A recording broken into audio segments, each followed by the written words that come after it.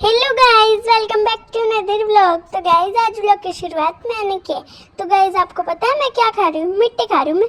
लोग, मेरी बहन भी मिट्टी खा रही है, देखो इसको को। अरे राधा, ये मिट्टी कितनी अच्छी है, खाने में भी बहुत टेस्टी है।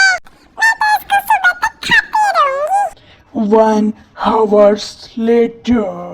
गाइस मुझे 1 घंटा हो गया खाते खाते, ये मिट्टी इतनी टेस्टी है ना। तो गाइस मैं यहाँ पर खाना खा रही हूँ मेरी फ्रेंड के साथ।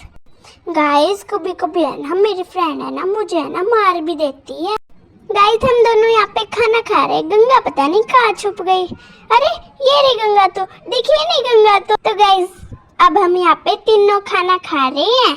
तो गाइस हमारे तीनों का काम यही होता है, खाना खाने का। तो गाइस मैं भी स्वागत करती हूँ आपका एक और व्लॉग में।